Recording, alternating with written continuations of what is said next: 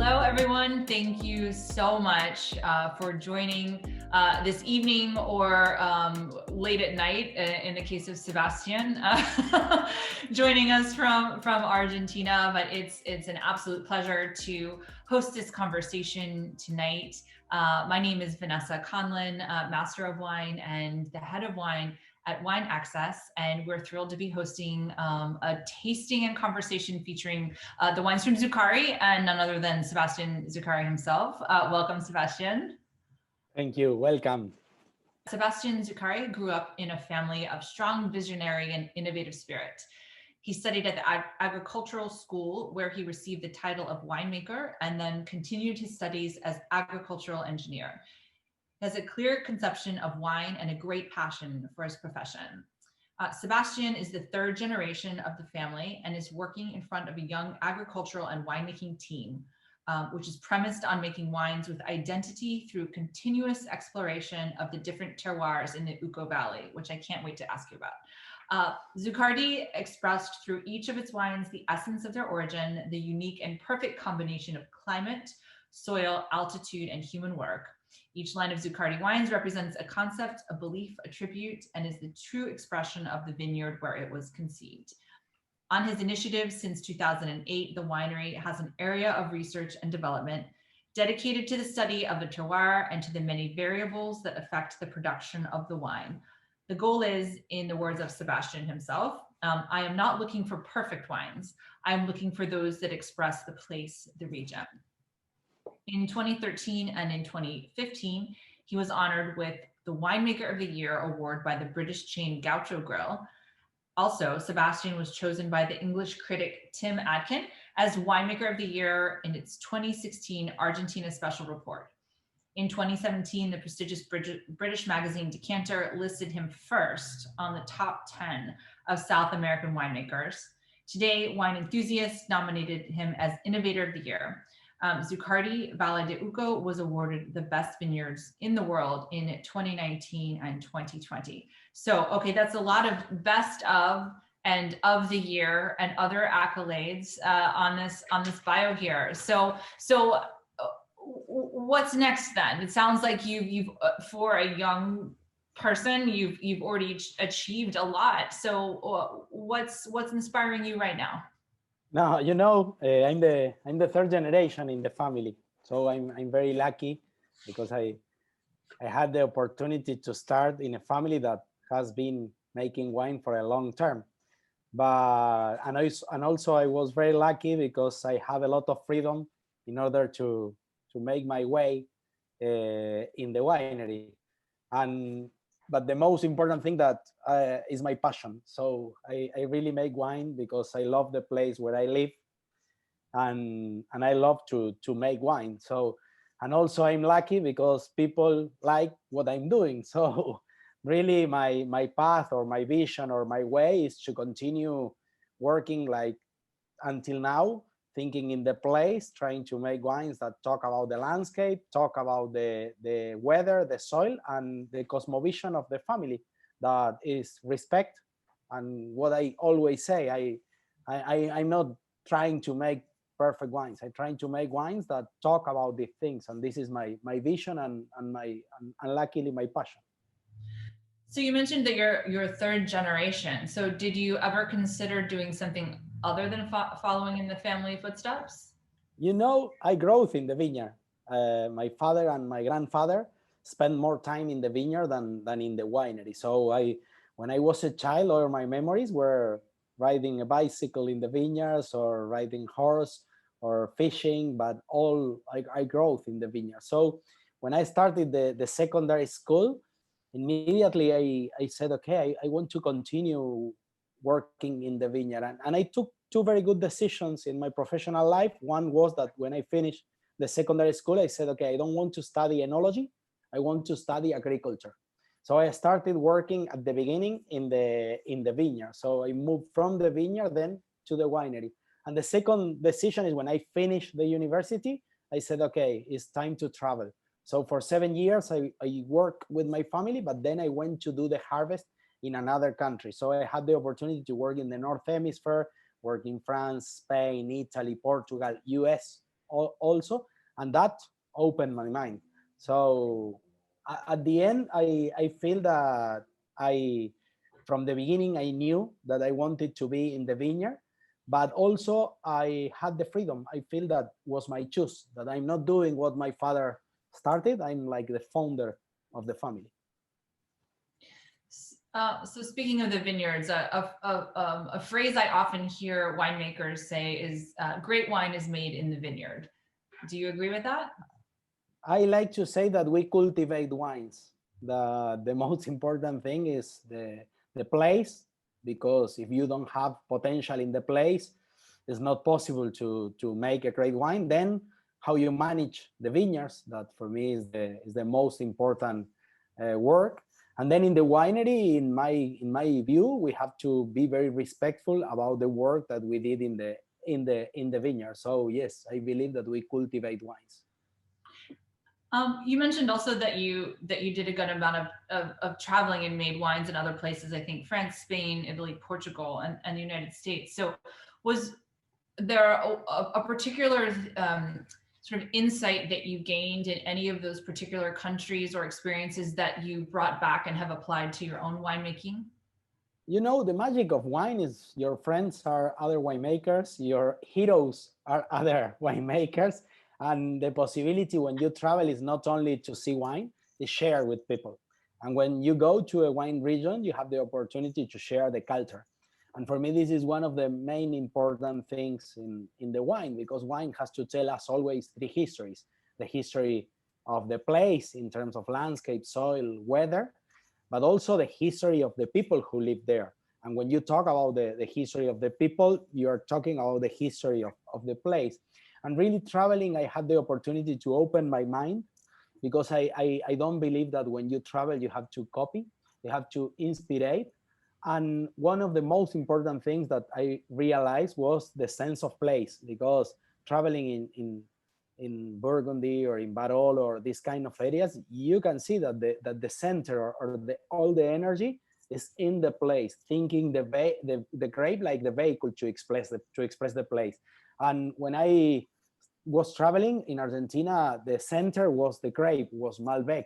And when I came back from all these trips, I came back to my family and I said, okay, I believe that the future is in the place, and I want to talk about the place. So I think this one of the main important learns that I have. So Malbec is sort of so synonymous with Argentina, sort of the way I think like Cabernet Sauvignon is with Napa Valley. Do you think that will be this is Argentina's variety that will always be known for, or do you think that there are others that will compete with it? You know, the first thing that we have to talk is that Argentina is like old world.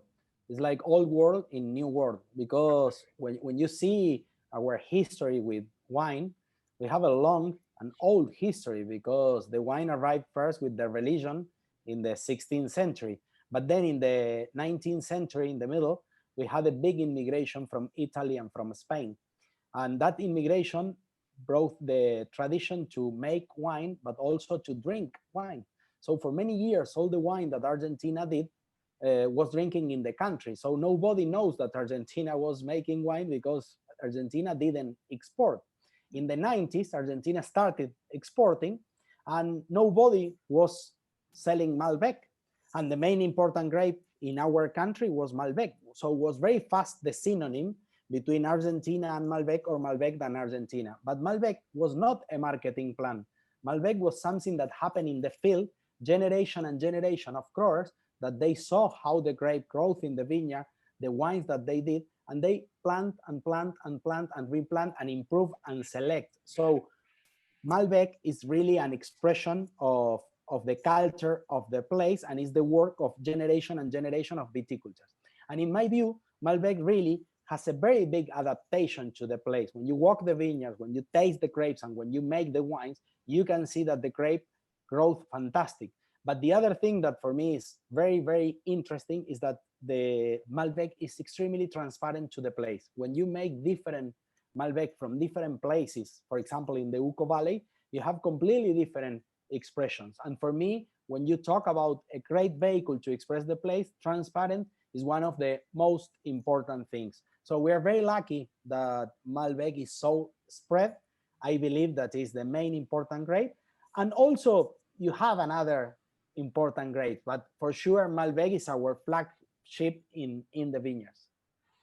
So you sort of answered for me a question that I wanted to ask, which was, we have several expressions of Malbec here, and sort of what makes it a great palette for expressing the place. So you feel like that it's sort of on par with something like a Pinot Noir, which I feel like can of course express very, very well and very elegantly where it's from. You feel the same, that Malbec has the same potential?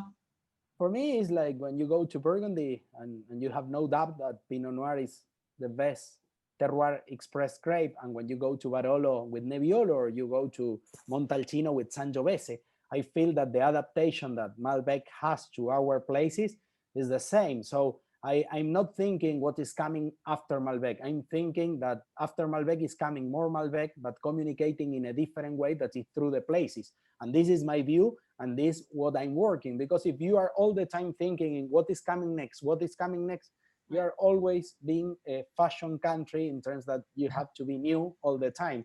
And my feeling is that we have to be very deep in the knowledge of our place, and then we have to spend a lot of time communicating what is coming from these places.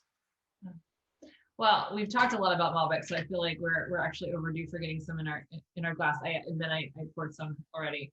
But so the first wine that we are discussing tonight is the 2018 vintage Zuccardi Q Malbec Valle de Uco.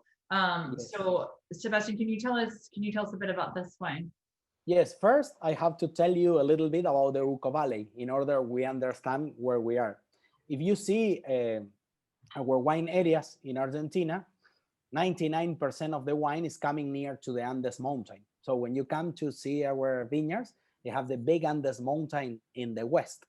So I like to say that we make mountain wines, that everything that happened in our area is in relationship with the mountain. Mendoza, where I live, that is in the middle of the country, produce 80% of the wine. And in Mendoza, there is an area that is the Uco Valley, that is the western area. So the Uco Valley is the area that is closest to the Andes mountain. So if we want to talk about mountain wines, the Uco Valley is one of these places. And why mountain wines? First, for three things. First, weather. We are isolating from ocean influence. So we live in a desert. We live in a desert in high altitude. So when we go up, we are moving to cooler weather, but also we are moving closer to the sun and in a very dry weather. So we have a lot of pure sunlight.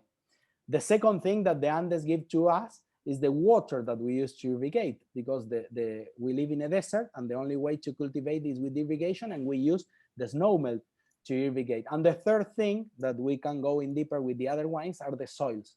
We cultivate in alluvial soils. Means that millions of years ago, we had big glaciers in the mountain. Then the earth heated, all these glaciers meant, and the material come from the Andes mountain to our flat areas. So when I think in the Q Malbec, I'm thinking to make a wine that talk about this weather. And it's talking about a cooler weather in order that we have really cold areas when you rise high in the mountain. So these grapes come from two areas in the Uco Valley. One is at 3,500 feet, and the other is at 3,800 feet in the Uco Valley. So you have to think in cold weather. So in general, we are going to have a more red fruit expression. And because it's surrounded by native vegetation, we are also has a little bit of expression of native flowers and native herbs. But then because this sun that we have will give to us a lot of intensity. And then when you go to the mouth, I'm not looking for this traditional way to see the Malbec that was concentrate, sweet and powerful. I'm trying to make wines that are more elegant, well balanced, and with texture. So I'm looking that the wine has this shape, longest, and you can find texture in the mouth. This is the way that I see this wine, and has to be an expression from the Uco Valley. So with the different wines that you make, and I think there's the 5 tiers, right? Regional, wines of the people, wine grower wines, paraje wines, and vineyard wines. Would you suggest to a consumer that they sort of start with the regional and then work their way up? Or what's the best way for someone who's new to Zuccardi to experience the wines? You know, in my view, when I make wine, I'm not saying this wine is better because I use more oak or because I do this in the winery. Every time that I do a classification is from the vineyard. And my challenge is that every time I go up, I try to be more specific about the place where the grapes are coming. So yes, I think it's a good idea start with Q, because you have the expression of the Uco Valley. But then if you move to polígonos, you are going to talk about the villages that we have in the Uco Valley. Then if we want to alluvional, we are going to talk about parajes, that are areas inside of these villages. And if you continue going up, you are going to talk about finca, that is a single vineyard, and then parcels. So my challenge is that every time that I go up, I try to be more specific about the place where the grapes are coming. That sort of leads in a way to another question I wanted to ask you, which is, there in regions like, Burgundy or Bordeaux, I feel like they're definitely distinct, of course, places within that region where you can taste the difference in the glass. Do you feel that Uco Valley or these smaller regions within, are they distinctly different enough that if we had a blind tasting, you would be able to tell the difference? Yes, for sure, because you have a combination of different altitudes and different kind of soils. And when you combine this weather expression with this kind of soil, the only way to can express or give us or summarize this is through the name of the place. And believe me that the difference are huge. You can cultivate in the Uco Valley from 2,700 feet until sorry, we're talking meters, so I have to do the conversion. But until 5,000 feet of altitude. And when you move with this variation, you have completely different situations in terms of weather and soil expression. So for example, if I show you the Uco Valley, you can see that you have different villages. The mountain is on the west, so every time that you go closer to the mountain, you're going up. And if you see 5 different places in this Uco Valley, you have 5 different expressions of altitude and 5 completely different kind of wines. And when you do this combination, really the expressions are different. But there are something that is very important. If we want to show the differences, we need to reduce our intervention in the winery. So my feeling when I make a wine is that I have to respect the place. So I reduce 3 things when I make wine. First is I try to avoid overripe, because when you overripe, you make that all these areas can be similar because you have more alcohol and in general you have more black fruit. The second is try to work sweeter in the winery, avoid over extraction. And the third thing is avoid over oak, because when you over oak San Pablo or Paraje Altamira or Gualtallari, what happened? You are going to talk more about the work in the winery, or you are going to talk more about the aromas that come from the barrel than the expression of the place. That visual, thank you. That's really helpful. Speaking of the place and the other wines, so as we move through the wines here, the next one for discussion, this is the 17 vintage. You're going to have to probably correct my pronunciation. Zuccardi Vinos di Montagna Polígonos, did I say that correctly? De Valle de Uco, Malbec, Paraje, Altamira, Mendoza. And this is what you call a wine of the people. No, when I talk about polígonos, it's my village wine. It's like to talk about the village. So the Zuccardi Q is all the Uco Valley. It's an expression or a picture of all the Uco Valley. When we talk about polígonos, we are talking about one village in the Uco Valley. That if you see the label, you can see bigger the name of the place than the name of the grape. We put both things, but we put in a main important place the name of the area. And Paraje Altamira, in particular, this area that we are tasting, is a village that is in the south of the Uco Valley, very close to the Andes. And this relationship with the Andes give us altitude, so come from a vineyard at 3,500 feet of altitude, but also give us very stony soils, extremely stony. Why? Because the area is so close to the mountain. When the alluvial movements happen, the water had a lot of energy, so leave big stones. So what happened? The roots growth in the middle of these stones. And let me show you, we have unique soils in terms of a unique combination, because these soils that you see that are white is because we have a lot of calcium carbonate in the soils. But if you broke these stones, inside you have granite. So it's a unique combination between granite and calcium carbonate. And for me, one of my obsessions in terms of winemaking is that the wines can express the soils. So I put a lot of attention in that the wines express these soils. And my way to see how the wines express this soil is not talking about minerality, it's talking about texture. So please, if you have the wine, try to put a lot of attention what happened in the tongue, because many times we talk about the aromas, we talk about the taste, but we forget that the tongue can feel texture.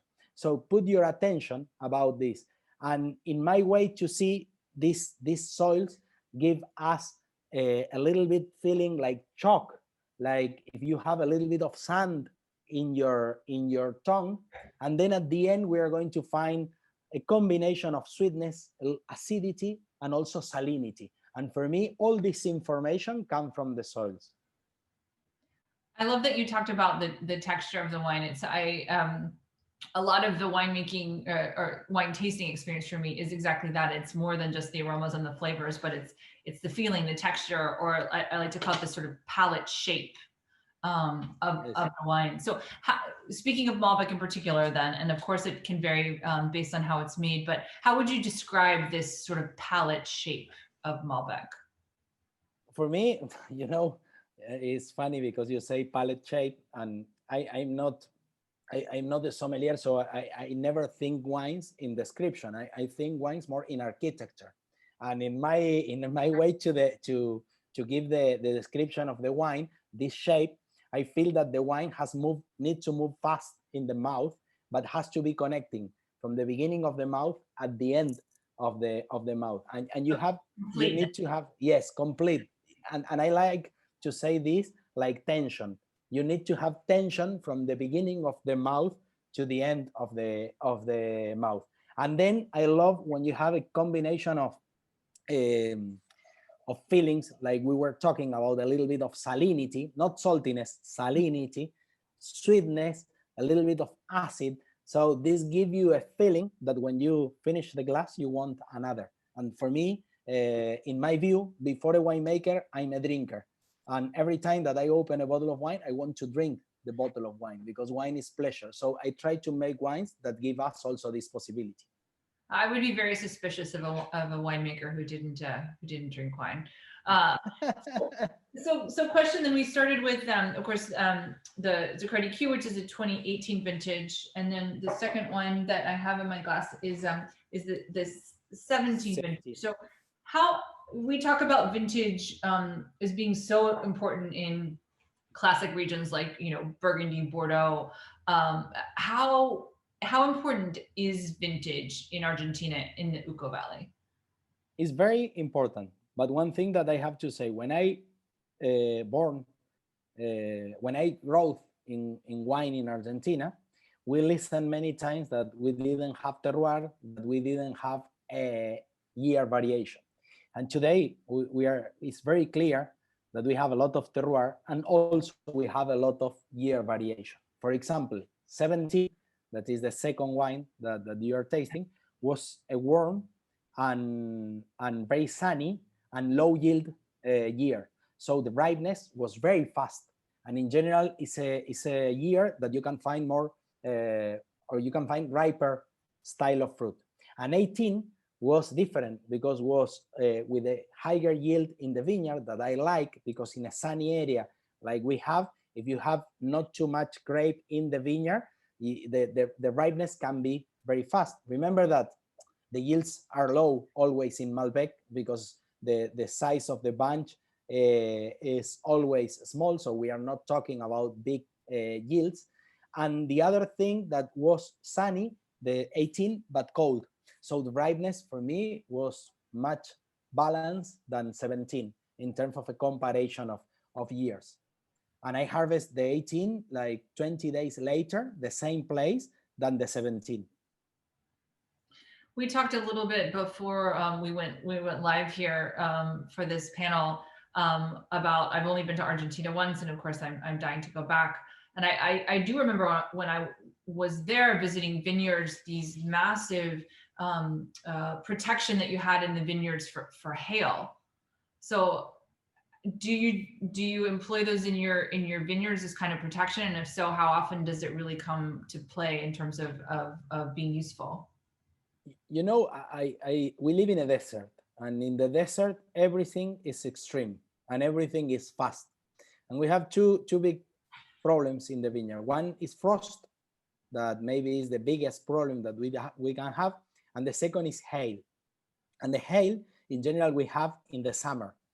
And the problem with the hail is that when you have hail, you can lose all the production or you can lose all the quality. And in general, hail is not big surface areas, but when you have, you lose all your fruit or all your quality. So we use nets that protect the vineyards, avoid the hail. And we have like 90% of our vineyards protecting with this net. That wow. This net at the end reduce 10% of the light. But we have so much light in our weather. In order that you have an idea, we have more than 300 days with blue sky. So the light that we have is enough. So we use these nets in order to protect the vineyards. I see. Have you seen any changes in recent years in terms of sort of climate variability in the vineyards? You know, climate change is a big topic around the world today. When you see the North Hemisphere and the South Hemisphere, you can see that in terms of temperature, the South Hemisphere is less impacted than the North Hemisphere. And one of the reasons could be that the North Hemisphere, you have more earth and water. And when you see the South Hemisphere, we have more oceans than land. So the ocean control the change of temperature. And when you see the change of temperature maps, you can see that in our area, we can see any clear change. But one thing that we have been seeing in the last 10 years is the quantity of water in the mountain. Remember that all the water that we use to irrigate come from the snow. We had during the winter very big snows in the mountain. Let me show you a picture in order that you have an idea. And during the springtime, all this snow melt, and we use this water to irrigate. And in the last 11 years, we have been seeing less water in the mountain. Some people think that could be the climate change, and other people say that it's a cycle. The good thing is that in our area where we live, in few kilometers, you change a lot the weather conditions, because when you rise in the mountain, you're moving to cooler weathers. So one of the things that we can skip if this is strong is move higher. But look at how is our mountain during the winter. This is our winery in the Uca Valley. Oh, wow, it's gorgeous. I remember seeing those mountains are just, they took my breath away, honestly. The first time I saw them, they're sort of, they almost don't look real. They're so breathtaking. So. You know, you can never be tired to see the mountain, because the mountain is different every day. It's different in the morning than in the afternoon, and it's different when you move from different areas in the Uca Valley. So I would love to taste the third wine in our lineup. But while I pour this, so I do have a question in the chat I'm going to read. It says, so Q is a blend of your Malbecs like Burgundies.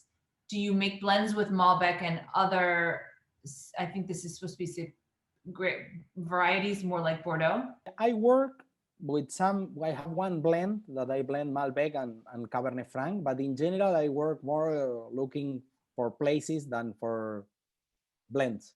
So in general, in my way to build the wines is thinking like Burgundy or Barolo, that one grape and then change the places where the grapes are coming.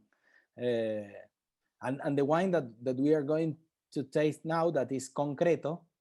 Concreto is a wine that is very special for me because was the first wine that I did in my new winery in 2014, and was a wine that gave me a lot of confidence in my work, because with this wine I decided to left the concept of overripe and use of oak, and I moved more looking for soil variation. In Altamira, that is the same area of the wine that we tasted before, the soils change a lot, because that alluvial movement that I explained you, that we have big alluvial movements, were very disorganized. So the soils change, but change in 10 meters, in 15 meters. To make this wine, I do a selection of the most stoniest soils of the property. So I harvest 300 kilos there, 1,000 kilos there, 500 kilos there. I vinify like all days, so I use the whole bunch and we crush with our feet, like really all times. And then the wine was fermenting and aging in concrete. So the wine, the name is Concreto because it's very focused, but also because we ferment and age in concrete vats. And how would you describe, let's say, for a consumer, the different impact that concrete would have actually on the wine in the glass versus if it had been fermented in stainless steel or, let's say, in oak? The first thing that I have to say is that you can make a great wine in stainless steel, in oak, or in concrete, and you can make a very bad wine in a stainless steel, in oak, and in concrete. Because, like we said at the beginning, we cultivate wine. So the main important thing is the place and how you work in the vineyard. But then philosophy for me is very important. And when I make wines, I try that the wines talk about the place. And I feel that concrete give me a great help in this, because it's a natural material. All these concrete vats that you are seeing, I built with sand, stones, and water from my property. So there is a big connection between the vineyard and the winery. The second thing that concrete gives to us is that you have a very thick wall. So you have the variation of the temperature inside of the concrete vat is lower than when you work with the stainless steel that is very thin, the wall. And in an area where we live, that the days are warm and the nights are cold, concrete gives me the possibility to save energy and to change less the temperature. And this is very important because I work 100% with native yeast. I don't add any yeast. I live and I work with yeast that come from the vineyard. And the third thing that is very important is concrete don't give any flavor to the wine. So give me the possibility that the wine has no any aroma that come from the winery, but also has a micro-oxygenation through the wall because it's a material that has pores. And so this gave me the possibility of not only fermentation, also age. But if you compare with the barrel, you have less micro-oxygenation.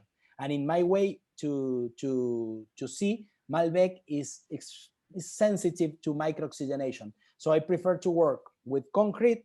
And if I'm going to work with oak, I prefer big cask, like fudres, like toneles, we say in Spanish.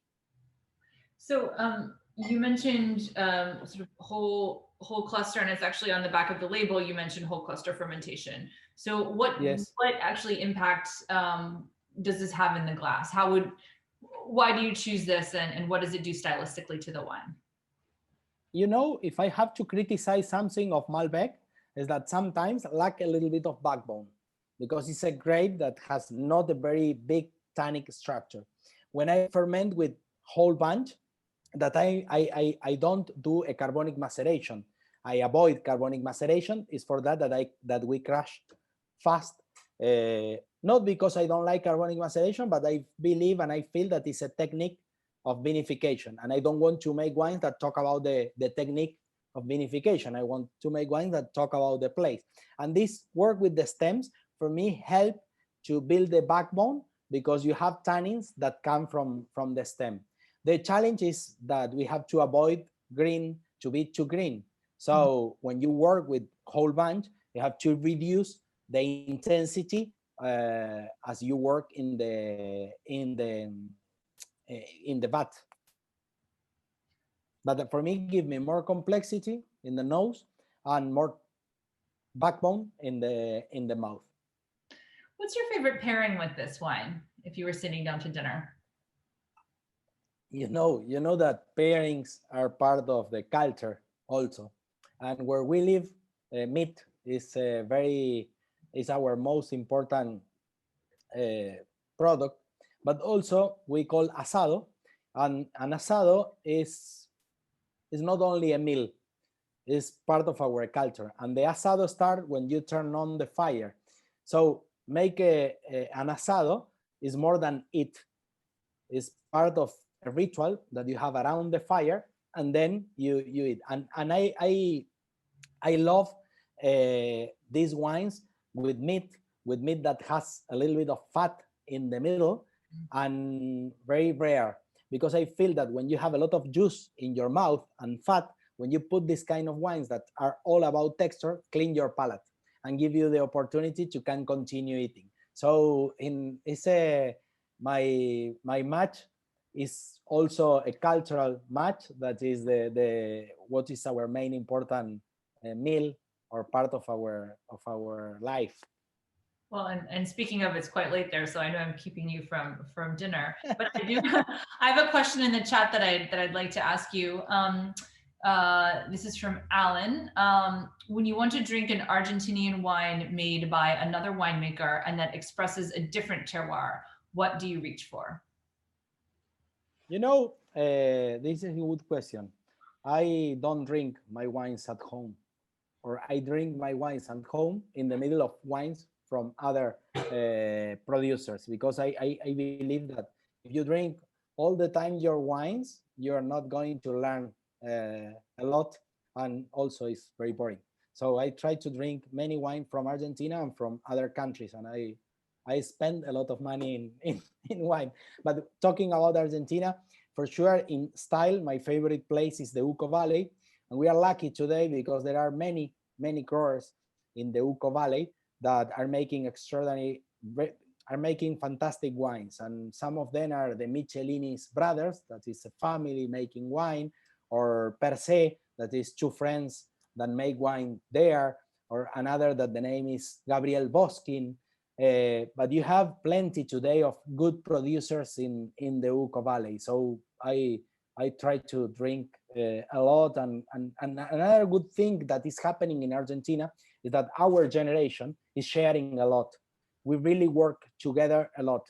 We are working a lot together in classification in terms of geographic identification. Then we are working a lot sharing, because we have good relationship, and also communicating together, because we believe that the only way that we have an opportunity is putting the name of the place in a higher level. When you have a name of the place that has prestigious, there are opportunities for all the people. So we are lucky because there is a generation that is making great wines, and we are friends. So the fourth wine in our lineup, the fourth and final, is a Zuccardi Alluvionale. This is a 2015 vintage, which I'm going to taste, but also leads me into one of the questions that I wanted to ask you, which is about maturing your wines. So 15 is by no means an older vintage at this point. I would still call it quite youthful in the grand scheme of things. But how far do you think this will go, and what would your recommendation be to a consumer in terms of cellaring? Another myth that we had when I grew, in general, people used to say that we couldn't age our wines for a long time, and today we can see that this is not true. That really the aging potential that we have in the areas, especially in high altitude areas, because we are cultivating in cooler weather, and with this kind of soil that I show you, that is very calcium carbonate soils. And if we vinify in the proper way, looking for texture more than for ripeness, we have a big aging potential. And today you have a couple of examples in Argentina. If you go to the wineries and exploring with friends, that you can find wines that has 30, 40 years, and you can believe the fit, the quality, not quality, but how good are the wines. So I think that we have a very long aging potential, but this is the challenge also, can discover and can show. But I think this 15, if you taste, this 15 come from Altamira again, but inside of Altamira, from an area that is smaller, that is the south part of Altamira, the closer to the alluvial fan. And I feel that this 15 is quite new and has a very long aging potential. It's incredibly youthful. And you actually touched on another question in the chat, was about if someone was to visit Zuccardi, if you have any library vintages available. Specifically, they're asking about 1977 and 1999. You know, yes, it was my family. We have been working.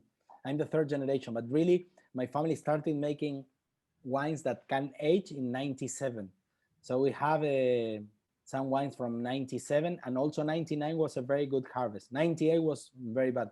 So we have in our library some wines. But today I'm living more and more. I believe in the place. I believe that we have a huge potential, and I believe that if everything works, our older wines will have a big value in the future. So I'm aging a lot. I'm building a huge library of our wines today. We have another, this is sort of a question, but sort of just more a shout out to you in the chat that I wanted to pass on. It says, when you speak of place, would you consider Malbec from Alexander Valley, San Lorenzo in Sonoma County at the home of the Sagasios? We have concrete, stainless steel, and barrel. It was our great honor to have Sebastian join us for Harvest in 2010. He's an amazing talent and now our family. We love you and are enjoying the wines. And this is from Kathy, Pete, and Will Sagasio, and Joe from college in New Orleans. So there you go. It's quite a love fest going on in the chat right now. Nice that they are there. Hello. I were very lucky because I had the opportunity in 2010 to work with Sagasio family to do the harvest with them, and I discovered a great place because really I fell in love with Sonoma, but also a great family. So I have part of my heart with the family, with the Sagasio family. That's wonderful. And thanks for watching, Sagasio family. Well, we have taken up quite a bit of your evening, and I know that it's late there. But sort of one last question from me is, I'm sitting here in Napa Valley in California in the United States. So if you were to have an American consumer in front of you right now who had never tried one of your wines, how would you describe them, and why do you think that they should try it? I will describe like wines that has the concept of the place, wines that are not trying to be pretentious, wines that are trying to be elegant, balanced. I told you I'm a drinker before a winemaker, and when I open a bottle of wine, I want to drink the bottle of wine, and I want that the bottle of wine tell me a history. And I think our wines tell the history of the place, the history of the family, and the history of the year. So are wines that are very transparent to what is happening in the place. And for me, are wines that has identity of the place and my way to think. Well, all four wines have been absolutely stunning. Thank you for sharing. Again, I'm kind of blown away by the 2015. It's so fresh. It's so youthful. It has so much vibrancy, but that sort of tension that you were talking about earlier as well. And I just wanted to say thank you again, Sebastian. Thank you for everyone watching at home. Anyone who wants to enjoy these wines. Wineaccess.com is a very proud supporter of Zuccardi, and very excited to have this relationship and this partnership. Also, if you're interested in learning more about Wine Access, you can find us on Instagram at Wine Access or on Facebook at the Wine Access Experience. And again, thank you so much tonight. And Sebastian, any parting words before we say goodnight? No, thank you, Vanessa, for the time. Thank you, everybody, for being there, and you are welcome. I think travel to wine areas is one of the most interesting things because you can understand better about the wines. And if you have the opportunity to come to Mendoza, it will be a pleasure to receive you in our winery, because we have a restaurant, and my sister runs all the hospitality. And I believe in the place where I work. I'm in love with where I'm cultivating, and I believe I have a lot of confidence in the potential of Argentina. So I think that the future of Argentina is great if we talking about identity through the places. Well, I personally can't wait to visit, but virtually for now. So happy to spend this time with you. So cheers, Sebastian, and Salud. Enjoy the rest of your evening. And thanks again, everyone joining us. Thank you.